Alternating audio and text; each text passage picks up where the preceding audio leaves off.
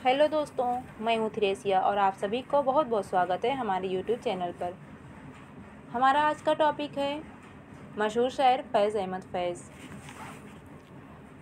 कदीम व जदीद शेरी रिवायतों के इम्तिजाज से उर्दू शायरी को एक नया लबो लहजा और एक दिलकश आहंग अता करने वाले शायर का नाम फैज़ अहमद फैज़ है। फैज़ की शायरी की इब्तिदा रिवायती अंदाज में हुई। अव्वलीन तख्लीक़ात में हुस्न इश्क के मौज़ूआत और अपने वारदात क़ल्बी रिवायती अंदाज में पेश किए हैं। उस दौर की शायरी में वो अख्तर शीरानी से काफ़ी मुतासिर नज़र आते हैं। उनके यहाँ भी वही हुस्न इश्क के तराने और वही सरशारी व सरमस्ती मिलती है जो इश्क शायरी के साथ मखसूस है।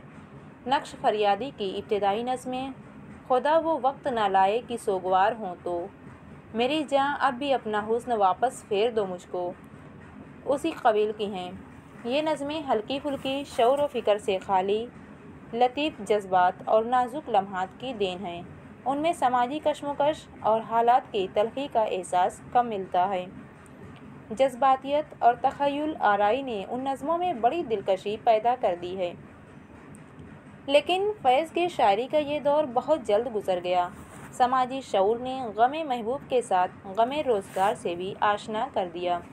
तरक्की पसंद तहरीक से वाबस्तगी ने उस समाजी शऊर को और भी पुख्तगी बख्शी। समाज में पाई जाने वाली नाआसूदगी, मायूसी और शिकस्त खुर्दगी के एहसास ने फैज़ के ज़हन को बुरी तरह मुतासिर किया और उनके लहजे में बला की उदासी और मायूसी पैदा हो गई। ये असरात नक्श फरियादी की आखिरी चंद नज़मों ही से नुमायाँ होने लगे थे और दस्ते सबा में ये नक़ूश बहुत वाज़े तौर पर उभर कर सामने आ गए। गमे महबूब के साथ गमे रोज़गार ने फैज़ की शायरी को एक नया रंग व आहंग अता किया और कहीं कहीं ये नया गम गमे आशिकी पर तरजीह भी पाने लगा और फैज़ को अपने महबूब से मुखातिब होकर कहना पड़ा। पेश है, और भी दुख हैं ज़माने में मोहब्बत के सिवा, और भी दुख हैं ज़माने में मोहब्बत के सिवा, राहतें और भी हैं वसल की राहत के सिवा। मुझसे पहली सी मोहब्बत मेरे महबूब ना मांग, चंद रोज़ और मेरी जान फ़क्त चंद ही रोज़, और सोच वगैरह नज़मों में गमे रोज़गार के असरात बहुत वाज़े तौर पर नज़र आते हैं। उन नज़मों में गमे इश्क और गमे रोज़गार बैक वक्त पहलू ब पहलू मौजूद हैं।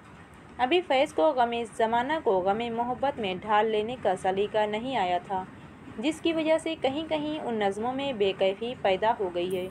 ख़ास तौर से जहाँ ज़िंदगी की संगीन हकीकतों का बयान हुआ है वहाँ फ़न बुरी तरह मजरूह हुआ है। ये शेर कितना सपाट और शेरियत से खाली है।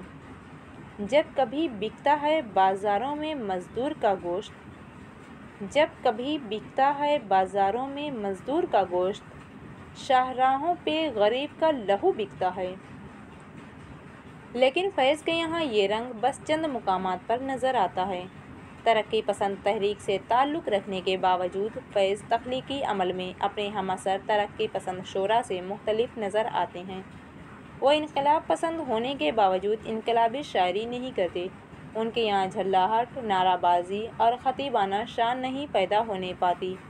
हाँ, कहीं कहीं तंज़ की नश्तरियत ज़रूर महसूस होती है। उसकी वजह ग़ालिबन ये है कि फैज़ को गमे रोज़गार को भी गमे महबूब ही की तरह पेश करने का सलीका आ गया और उसके लिए भी वही तशबीहात व इस्तिआरात और अलामतें इस्तेमाल करने लगे जो इश्किया मज़ामीन के साथ मखसूस हैं। सुबह आज़ादी, आए दिल बेताब ठहर, हम लोग, मेरे हमदम मेरे दोस्त जैसी नज़में इस सिलसिले में बतौर मिसाल पेश की जा सकती हैं। ज़ेल के आशार में दोनों गमों की हम आहंगी ने बला की कशिश और अपील पैदा कर दी है। शेर सुनिए। बुझा जो रोज़ने ज़िंदा तो दिल ये समझा है, बुझा जो रोज़ने ज़िंदा तो दिल ये समझा है कि तेरी मांग सितारों से भर गई होगी। चमक उठे हैं सलासिल तो हमने जाना है, चमक उठे हैं सलासिल तो हमने जाना है कि अब सहर तेरे रुख पर बिखर गई होगी। फैज़ की शायरी में खलूस और अमल की ख्वाहिश और उनकी ज़िंदगी से भरपूर लहजा बड़ी तवानाई और तबोताब पैदा कर देता है। ان کے یہاں ہمیں بڑی رجاعیت نظر آتی ہے۔ بگڑے ہوئے حالات انہیں تھوڑی دیر کے لیے اداس ضرور کر دیتے ہیں لیکن انہیں مایوس نہیں کر پاتے۔ وہ ماحول کے سارے زہر کو اپنی روح میں جذب کر کے امرت کی شکل میں دنیا کو لوٹا دیتے ہیں۔ وہ اپنے لہجے میں جھلاہٹ اور تلخی نہیں پیدا ہونے دیتے۔ کہیں کہیں جذباتی آمیزش نے ان نظموں میں سوز و گداز پیدا کر دیا ہے۔ نشاط کرب کی یہ کیفیت ان کے اشعار میں بڑی دل آویزی پیدا کر دیتی ہے۔ سحر ہم جو تاریک راہوں میں مارے گئے، نثار میں تیری گلیوں پر، اور زندگی کی ایک صبح جیسی نظموں میں رجاعیت، روشن مستقبل کی راہ میں ملنے والے زخموں کی چاہت اور نشاط کرب کی کیفیت کا اظہار فیض نے بڑے اچھے انداز میں کیا ہے۔ ذیل کے اشعار کا راز حیات میں رجز کی حیثیت رکھتے ہیں۔ شعر پیش ہے۔ آج میرا دل فکر میں ہے اے روشنیوں کے شہر، آج میرا دل فکر میں ہے اے روشنیوں کے شہر، شب خون سے منہ پھیر نہ جائے ارمانوں کی رو، خیر ہو تیری لیلاؤں کی ان سب سے کہہ دو، خیر ہو تیری لیلاؤں کی ان سب سے کہہ دو، آج کے شب جب دیے جلائیں اونچی رکھیں لو۔ فیض نے نظموں کی طرح اپنی غزلوں کو بھی انفرادی درد و غم کے بجائے تمام انسانوں کے درد مشترک کا وسیلہ اظہار بنایا ہے۔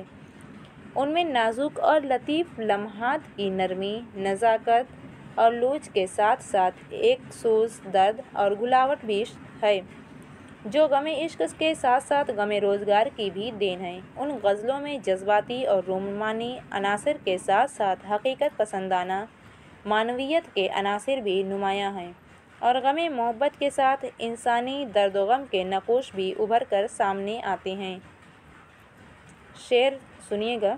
دنیا نے تیری یاد سے بیگانہ کر دیا، دنیا نے تیری یاد سے بیگانہ کر دیا، تجھ سے بھی دل فریب ہیں غم روزگار کے،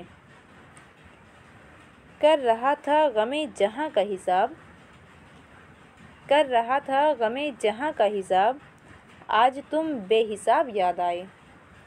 ایک اور شعر سنیے گا۔ مقام فیض نظر میں کوئی جچا ہی نہیں، جو کوئے یار سے نکلے تو کوئے دار چلے۔ اس طرح ان کی نظموں میں زندگی اور اس کی کشمکش کا بیان مختلف انداز میں ملتا ہے۔ کہیں کہیں یہ کشمکش اتنی شدید ہو گئی ہے کہ حسن و عشق کے موضوعات ان بیانات کے پس منظر میں چلے گئے ہیں، لیکن وہ غزل کی روایات، رمزیت اور علامتوں کے ذریعہ ان سنگین حقیقتوں کو غزل میں اس طرح پیش کرتے ہیں کہ کہیں غزل کا فن مجروح نہیں ہوتا۔ آگے سنیے۔ جنوں میں جتنی بھی گزری بیکار گزری ہے، اگرچہ دل پہ خرابی ہزار گزری ہے، صبا نے پھر در زندہ پہ آ کے دی دستک، سحر قریب ہے دل سے کہو نہ گھبرائے۔ ایک اور شعر ہے۔ چاند دیکھا تیری آنکھوں نے نہ ہونٹوں نے شفق، چاند دیکھا تیری آنکھوں نے نہ ہونٹوں نے شفق، ملتی جلتی ہے شب غم سے تیری دید اب کے۔ آگے ایک شعر اور ہے۔ شفق کی راکھ میں جل بجھ گیا ستارہ شام، شفق کی راکھ میں جل بجھ گیا ستارہ شام، شب فراق کے گیسو فضا میں لہرائے، دامن درد کو گلزار بنا رکھا ہے، آؤ ایک دن دل پر خوں کا ہنر تو دیکھو۔ فیض کی نظمیں اور غزلیں دونوں ہی معنوی و فکری خوبیوں کے ساتھ ساتھ فیض کی فنکارانہ بصیرت کا بھی پتہ دیتی ہیں۔ فیض نے ماضی کے عربی ورثے اور کلاسیکی روایات سے انحراف کرنے کے بجائے ان سے خاطر خواہ استفادہ کیا، نیز ادبی روایات اور لسانی و صوتی موزونیت کو پیش نظر رکھتے ہوئے نئی نئی تراکیب، امیجز اور تشبیہات ایجاد کیں۔ اس سلسلے میں فیض نے فارسی اور انگریزی شاعری سے خاطر خواہ فائدہ اٹھایا۔ بہار شمائل، عنبری آنکھیں، آبشار سکوت، شبگدیزہ سحر جیسی امیجز فیض کی تخلیقی صلاحیت کی آئینہ دار ہیں۔ بعض اشعار میں فنی اور عروضی غلطیاں یقیناً ہوئی ہیں، جن کی نشاندہی اثر لکھنوی اور دیگر نقادوں نے کی ہیں، لیکن فیض نے جس واقفیت، حقیقت پسندانہ معنویت، شاعرانہ صداقت اور جمالیاتی کیفیت سے اپنی شاعری کو زندگی اور تابندگی بخشی ہے، اس کو دیکھتے ہوئے ان معمولی تسامحات سے فیض کی عظمت پر کوئی آنچ نہیں آتی۔